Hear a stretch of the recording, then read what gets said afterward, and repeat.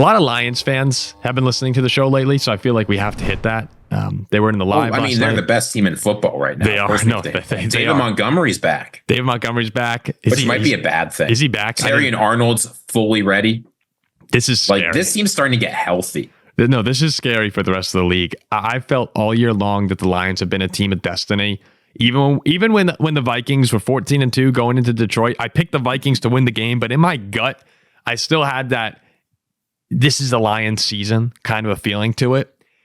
And if you gave the Lions everyone all season long, this team might be undefeated. We'll forget about, I'm sorry, they lost to the Bucs, but this Lions team has been damn near difficult to beat. It'd be 16-1. They've been really difficult to beat with all these injuries. This is a talented defense. I mean, this was a defense that was going to be one of the best in football if they were fully healthy. Getting some guys back right now, okay? I think Anzalone makes just a huge difference. You saw him in the Viking game, how important he is. He's a freak running around the field, like out of his mind. And when you're not playing him, he's a lot of fun to watch. But when you're playing him, it sucks. I have a hard time seeing them losing to the Commanders.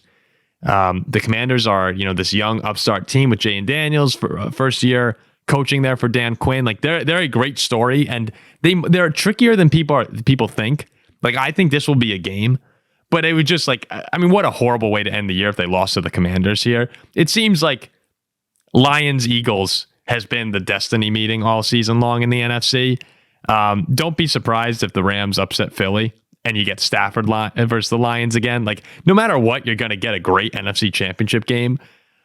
But as these guys get healthier, the Packers are out, the Vikings are out.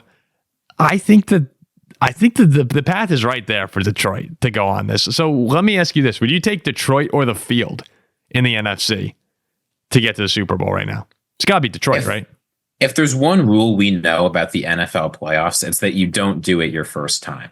So like the Commanders aren't going on a run this year, but that's been true for a long time. The Eagles didn't do it their first time.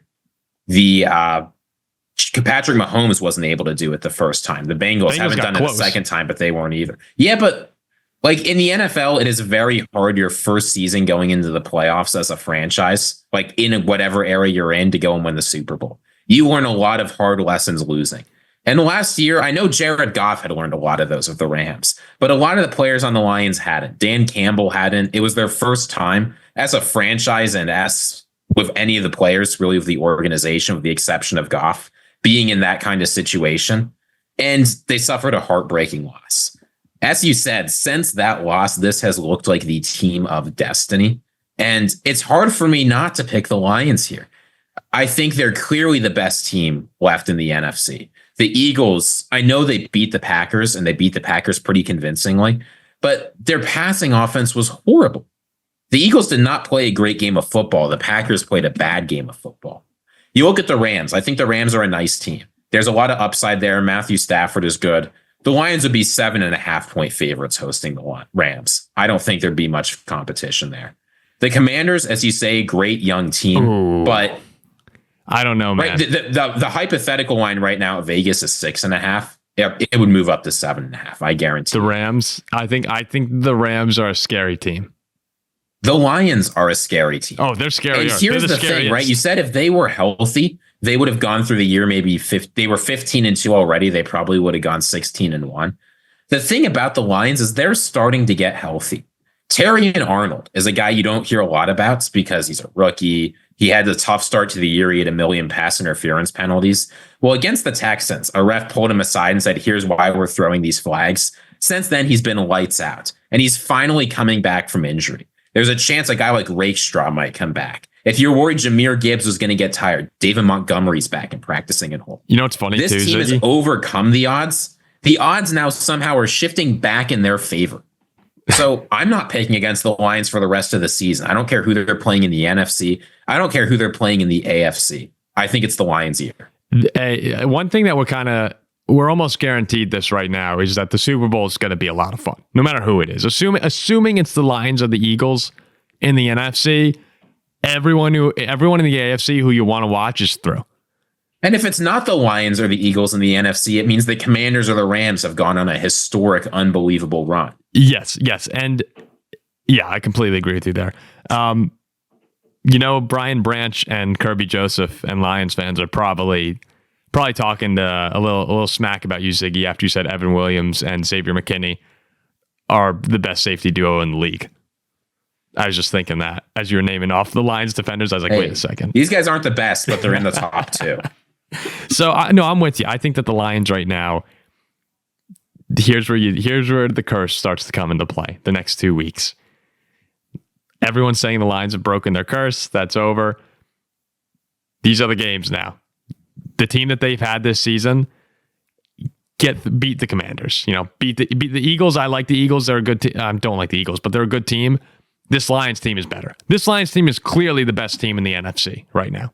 I think that the only way they lose is to one of those AFC teams in the Super Bowl, one of the star quarterbacks. That's really the only path I see them losing at the moment. But this is where it's different for Lions fans. This is their first time really having like I talked about the Vikings and heartbreak. We talked about the Bills and heartbreak. The Lions had that last year, but they've never experienced that. No Lions fan has experienced that level of heartbreak that they had last year. This is where you're going to understand where we're coming from as Vikings and Bills fans if you lose. Because this was the year that you dominated the whole year. Last year they were very good, but they were the 3 seed. They went on a run. They were the 3 seed, right? Yeah, because Cowboys were the 2. Yeah. This is the year where the expectation now is that you win. 1998 for the Vikings, 09 for the Vikings.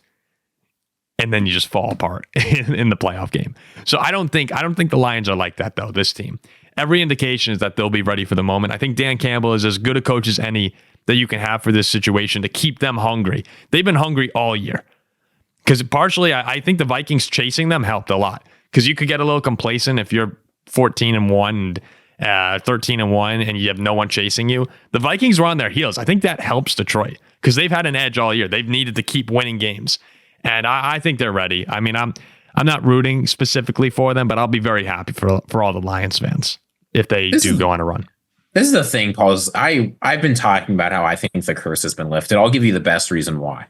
The Lions aren't cursed. They give curses. Look at every team that's played the Lions this year. Right? Teams after playing the Lions are 6-11, and a bunch of them went on buys. And as a Minnesota Vikings fan, we can both say we know exactly what it's like to be cursed after playing the Lions. Maybe it's playing the Rams after you play the Lions. Maybe that's the curse. I don't know. But this Lions team is so physical. You can see it the next week. Teams are exhausted after having played them. Basically, when you play the Lions, you're going to have a bad time. They're physical on offense. They're physical on defense. We've seen this cause a problem for both the Vikings, obviously, but just about any team they've played. The NFL is not like that much anymore. And the fact the Lions are and that they're good at it, I'm not picking against them the rest of the season. Yeah, I think the kind of performance they had against the Vikings too is the kind of game that can just rejuvenate an entire defense that had been struggling of late.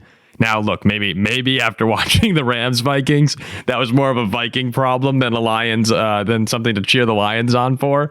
But it's been a problem for everyone else that's played them, though. Yeah. Nonetheless, though, and you know what? Look, Aaron Glenn. A lot of people are saying the Rams just took what Aaron Glenn did and replicated that. So the Lions, you got an elite offense, a recovering defense that looked great against the Vikings. I mean, they were the ones who halted the Vikings. At the beginning of the show, we listed off all the accolades for Darnold this season: 18 touchdowns and 2 interceptions over the final 7 games, 7-0. It was the Lions. It was that defense that went and stopped all of that, gave the Rams the blueprint, and knocked out Minnesota. Like that. That was Aaron Glenn. You got a great offense, recovering defense, and you have probably the best coaching staff in the NFL right now. I mean, this is it right here. We talk about windows and teams having the opportunity to win Super Bowls a lot. It does not happen often. You don't have seasons like this often. The NFC North schedule is much more difficult next year. The Lions will probably be good. I think we all agree that they're built for future success, but you never know what's going to happen. Jared Goff goes down, changes everything. Like this is the time right now. The history of the Detroit Lions. This is the Super Bowl year. And I get why fans might be a little nervous about that, but like this is what you become a fan for. Our seasons like this. If you're not enjoying this, if you're a Lions fan, if you're getting too worried, like just sit back on Sunday or on Saturday night. Enjoy it. Like I remember watching Notre Dame Penn State this past weekend, Ziggy. I'm in the stadium watching the game and I'm like, I'm getting nervous. I all of a sudden thought to myself, like, it does not get better as a fan than this right here. A great game. You're with all your friends watching the game, talking with you during the game. Enjoy it. Like, this is a special, special season, a special team. The only reason I wouldn't root for you guys is because that would just be another team to get the job done before the Vikings. Because they're in our division. And in the division. I'll be happy for you, though, if you win. I mean, this is a great story. Unbelievable turnaround. And for several reasons. Jared Goff, the organization as a whole. Dan Campbell as a head coach. Like, great year.